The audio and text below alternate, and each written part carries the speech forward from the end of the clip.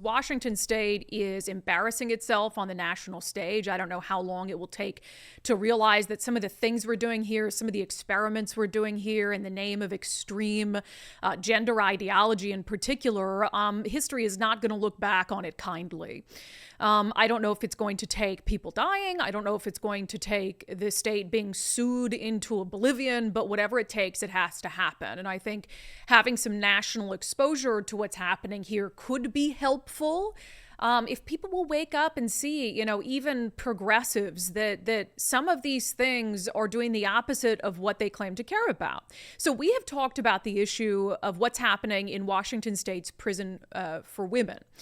We have talked about the fact that a male offender, regardless of what they did, what their crime was, can decide to identify as a woman, can, with their anatomy intact, just say, I'm a woman now and I want to be housed with other women in the women's prison. And that has happened. And not only does it happen, the state of Washington has made it very clear to the media and to the public at large that you're not allowed to know anything about it. You're not allowed to request documents through the Public Records Act that would, in their assertion, put these transgender inmates at risk. But in our assertion, and anyone in the media or the public who wants to know what's happening to these women behind bars would expose some serious wrongdoing. I mean, we can't get our hands on anything. I remember Nicole and Dory on their show when they tried to do public records requests and report on what was happening in these women's prisons. They were sent cease and desist letters. And so there is a lockdown on any questions, information, public records, whatever it is, about what's happening when a man, oftentimes a violent man, is taken out of the men's prison and incarcerated with women because he decides to identify as a woman. There is a reporter nationally with the National Review who's been doing stories on what's happening in Washington State on this for a long time and just released a new report. Her name is Caroline Downey, and it is disgusting. It is absolutely disgusting. Anyone who claims to care about women but doesn't speak out about this doesn't actually care about women. Anyone who claims to care about inmates, I mean, there's a huge swath of progressives who say that, who don't even want people incarcerated, but, want to make sure that they're pushing for the rights of inmates. Any of them who claim to care about inmates and the well-being of inmates that doesn't speak out about this is an absolute disingenuous liar. So let me read a few passages, and I'll just warn you again, as I had to do a lot last week talking about the sex offender issue. This does detail abuse and trauma, etc. So again, if that's something that you just do not want to be exposed to on the show today, I suggest maybe tuning out for the first 10 minutes or so of the show. With that, the headline from the National Review: male child molester housed in women's prison under investigation for sexually harassing female cellmate. Caroline Downey writes, a male child molester currently being housed in the Washington Correction Center for Women has repeatedly sexually harassed a female inmate who is herself a victim of child rape. That's according to the victim, Mazi Clark Sanchez, who spoke to the National Review. Clark Sanchez says she woke up once to find that her shirt had been pulled over her breasts. She said she believes that the male inmate, Christopher Williams, touched her in her sleep. To help with night terrors from her traumatic childhood, Clark Sanchez took medication that put her in a deep sleep. This victim, again, a woman, Mazi Clark Sanchez, she was raped by her uncle as a child. Her mom used to sell her to pay for her drugs. She was molested by her uncle starting at the age of 5 years old, told the National Review he would cut her down there so he could rape her. So this is a woman who has gone through an awful lot of trauma in her life, is now incarcerated for other crimes. But she is now saying and telling the National Review that a man, Christopher Williams, who is being housed with her, she believes that he was touching her breasts at night, wakes up with her shirt pulled over her breast. She had to deal with her past trauma. She was taking medication that would put her in a deep sleep. And not only that, She tells the National Review that Williams brought a strap-on dildo into the room and asked her to use it on him, and that he routinely made predatory remarks toward her, such as, quote, "All these girls want this. I don't know why you don't." And you might be wondering, well, where would this inmate get a strap-on dildo? And we don't know the details of, this particular inmate's transition, what they may have gotten done or not done. But we do know, as we've covered in previous stories, that male inmates who decide to do a transition are given tools to, how do I even put this? We've talked about on the show before, to basically stretch out what was created for them. So certainly there are transgender inmates who have things resembling dildos that are allowed in the women's prison. Now, whether Christopher has one of these because he underwent some sort of surgery, or whether it's from a different trans inmate, we don't know. But again, this is what this female inmate is telling the National Review. So who is this Christopher Williams? Who is this biological man that in Washington state, we are so woke that we will put this biological man behind lock and key with women? What did this biological man do to get in prison in the first place? Well, according to the National Review, Williams is currently serving a 342-month sentence at Purdy, the women's facility, for a first-degree assault he committed in 2012 in a domestic violence case. So in June of 2012, he assaulted his girlfriend. He hit her in the head with a pipe. He was transferred to the women's prison after the conviction. So he committed a domestic violence assault, hit his girlfriend in the head with a pipe, gets convicted, sent to men's prison. Then he says, "I'm a girl." And now this guy with a history of attacking women gets to be behind lock and key with women. Before moving to Purdy, Williams was at a men's correction center where, in September of 2012, he allegedly assaulted a male prison officer to the point that the officer was rendered unconscious. Williams admitted to the confrontation, in which he used his fists and elbows to strike the officer multiple times, leaving blood all over him and a gash in his head, and Williams only stopped when he heard the officer, quote, "screaming like a little baby." That's Christopher Williams, what he said about the officer. "Oh, I stopped because he was screaming like a little baby."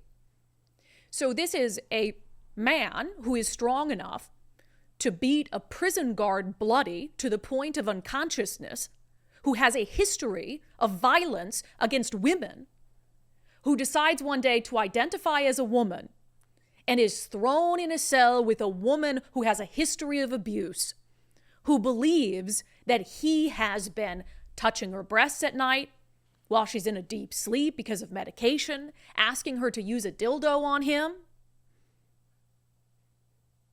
If you are an advocate for women, how could you be okay with that? If you're an advocate for inmates, how could you be okay with that? And we've heard so many stories like this. There was a James O'Keefe expose, and all the left wanted to disregard it because, it's James O'Keefe and he's right-wing.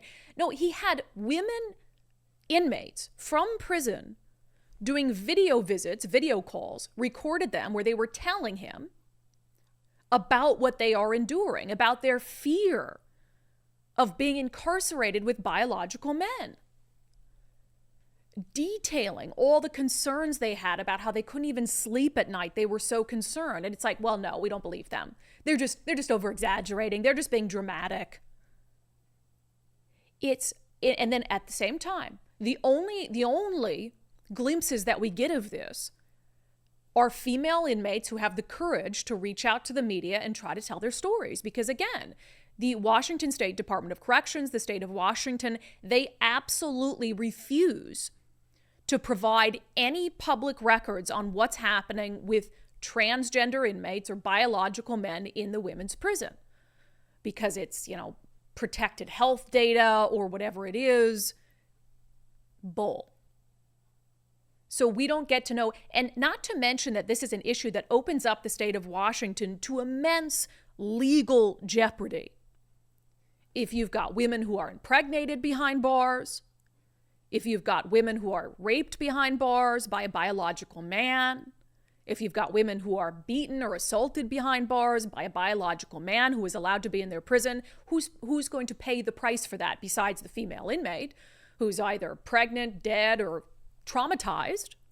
Well, the taxpayers of the state of Washington are going to pay the price for that. when that female inmate rightfully sues. So again, I don't know, for and I don't even want to call it the left, because I really think if you were to ask every single Washingtonian in confidence whether they think that this is appropriate, I genuinely believe 90% of them would say no. Now, they might not say that publicly, because of course, oh my gosh, you can't say anything about transgender people. Even a domestic abuser who beat a prison guard to unconsciousness and then got to be housed with women. Yeah, you can't say anything about that because they're transgender. And then I would be, called a bigot or a transphobe or whatever it is. But I guarantee 90%, I think, of Washingtonians, if asked in private, in confidence, would say, this is absurd. How could we be doing that to women? And the same is true for state lawmakers. I mean, the legislature in Olympia has gone very far to the left. But if we could get every single one of them on the record where they had to own their position on it, right? I really don't think it would be a majority of lawmakers who would support something like this. So I don't know if the tide is turning on it. I applaud inmates like this woman who are willing to speak out on a national platform in the National Review and say, here's what's happening to me. Now, as the National Review said, this man, Christopher Williams, this inmate, is under investigation for sexually harassing the female cellmate, although based on her depiction, it sounds like much more than sexual harassment. It sounds like potential sexual assault. But do you think that we're going to be able to get our hands on the result of that investigation? Absolutely not. We'll try. We'll try. We'll show you what happens when we make public records requests about transgender inmates in the women's prison. We'll do that. We'll do that today. We'll do that this week. And we'll show you it'll be a swift, prompt rejection letter to say, nope, you can't get your hands on that because we're not allowed to know the horrors that are happening to these women who are being locked up with monsters. And look, these women committed crimes too. I get that. I get that. In Washington state, we don't put people in prison, generally speaking, for nonviolent offenses. You have to do something very serious to actually be incarcerated in the state of Washington. So yeah, these women are in prison. I'm sure some of them have hurt other people. But again, if you don't care about their health and well-being while they're behind bars, you still ought to care about the legal jeopardy it puts the state of Washington and the taxpayer in. But I would also say that no woman, regardless of the crime they've committed, to land them in incarceration, no woman should be locked in a cell for up to 23 hours a day with a biological male who has a history of beating women and beating other men unconscious. No woman deserves that. And you call your progressives my ass. What's progress about that? It's progressive to force women to live with male predators. It's insane. And I don't know, it has to take some progressives to wake up and say, we can't continue to do this to women. This isn't what we stand for. This isn't what we signed up for. This isn't what we expected. So who's it going to be? Who is the progressive lawmaker that is going to finally put their foot down and say, hey, we can't do this? Tara Simmons? Would Tara Simmons be willing to stand up for these women? Tara Simmons, who was once herself incarcerated, who now is a state lawmaker. Surely she believes that, I would venture to guess, some women she used to be incarcerated with who have been serving time for a while. They deserve to be safe. I bet she would agree, right, that they deserve to be safe. So we'll also do that. We'll do a public disclosure request this week. We'll show you how promptly the state of Washington will deny it. And then we'll reach out to Representative Tara Simmons and ask her whether these women who are incarcerated, just as she once was, deserve to feel safe and secure while they're behind bars.